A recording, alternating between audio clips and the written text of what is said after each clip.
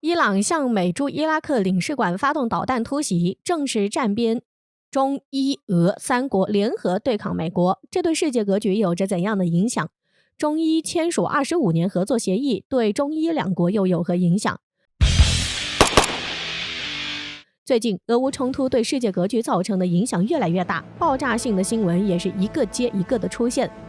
伊朗在13号凌晨突然发射了12枚弹道导弹攻击美国驻以色列领事馆，在事发后大大方方承认，伊朗革命卫队宣布对导弹袭击负责，承认导弹袭击目标是以色列的战略中心，然后就再不做过多解释。这次伊朗的导弹袭击，其目的是谁根本不重要，炸的是美领事馆还是以色列战略重心都无所谓，伊朗就是要用发射12枚弹道导弹来让俄罗斯的心放在肚子里。伊朗彻底与美国撕破脸，没有缓和的余地了。伊朗只会也只能站在俄罗斯一边。为什么这么说呢？因为在近日重新召开的伊核协议谈判当中，俄罗斯以6大成员国的地位投出了伊核协议的一票否决权，让美国企图缓和与伊朗关系的计划彻底落空。虽然俄罗斯的做法稍微有些欠妥，但目前俄罗斯的处境只能让其使用这种手段。如果一旦伊朗与美国的关系出现缓和，美国连同西方国家对俄罗斯的油气出口制裁就会得到进一步的扩大，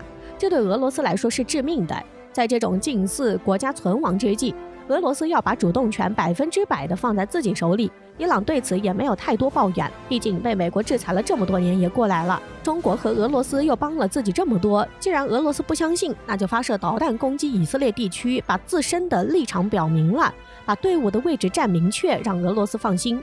可以看出，目前中俄伊三国的关系还是比较稳固的。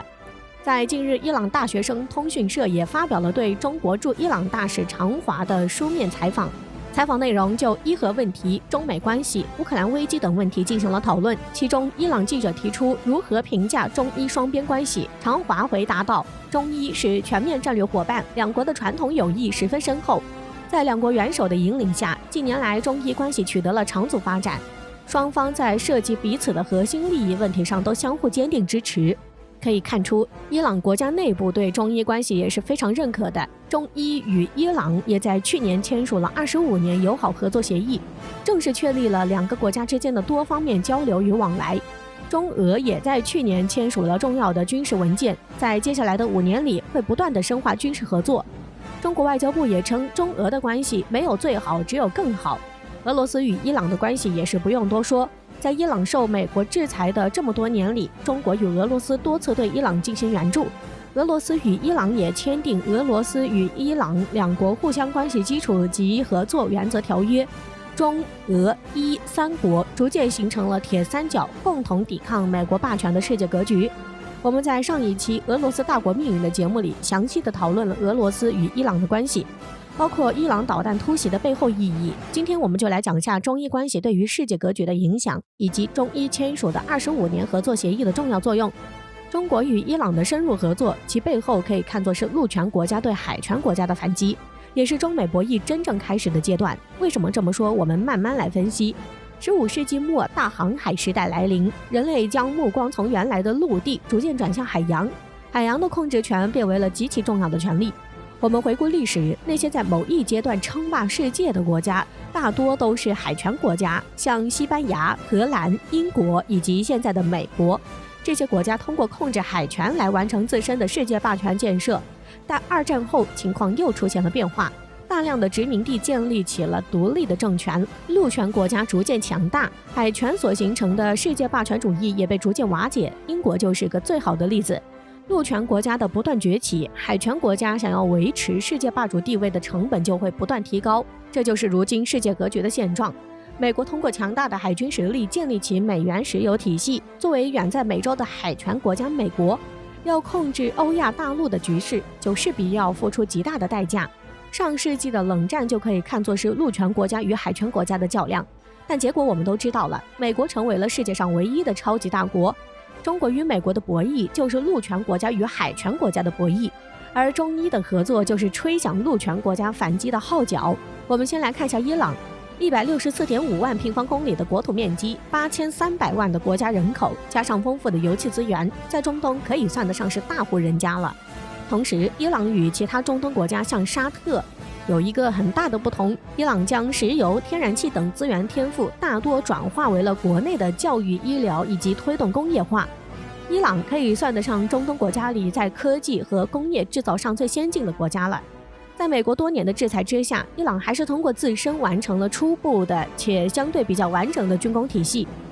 造个子弹、坦克、弹道导弹还是绰绰有余。当然，虽然伊朗被美国多年围堵和制裁的日子并不好过，特别是美国禁止任何国家用美元与伊朗进行油气贸易，对伊朗的经济造成了巨大的影响。而中伊签署的25年合作计划就能够帮助伊朗摆脱这种困境。协议分为了3个方向，首先是中国将加大对伊朗的能源和基础建设的投资，其次中国与伊朗的石油贸易将用人民币结算，最后伊朗将获得中国北斗导航卫星的支持。第一点既能打动伊朗国内的经济，还能提供大量的就业岗位。第二点就是用实际行动来对美国霸权说不。伊朗通过油气贸易获得的人民币外汇，也可以增加国内的民生产品，进一步提高国内民众的生活水平。第3点也是最重要的一点，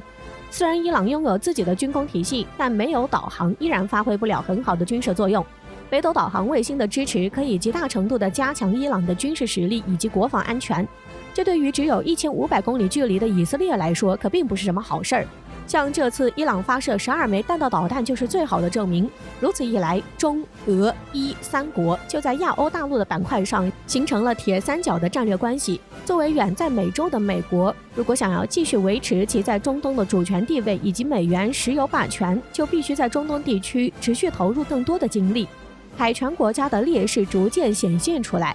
同时，近年来美国的国内问题也是连续不断，通胀问题日益严重。而美国3万亿的经济复苏计划显而易见是一种战略收缩意图。美国意识到了国内建设的缺失，但如今又不得不面对中东地区稳固控制权力的问题。只能说现在的美国分身乏术。美国前总统卡特的国家安全顾问、美国著名地缘战略理论家兹比格涅夫·布热津斯基在2010年就曾提出过中俄伊3国联合对美国的威胁。他认为这种反霸权主义的联盟的规模和范围与曾经中苏集团构成的挑战有相似之处，而作为最强大和最有活力的成员国家，就是反霸权主义联盟的领袖，并且中国会在任何反霸权联盟中发挥关键性作用。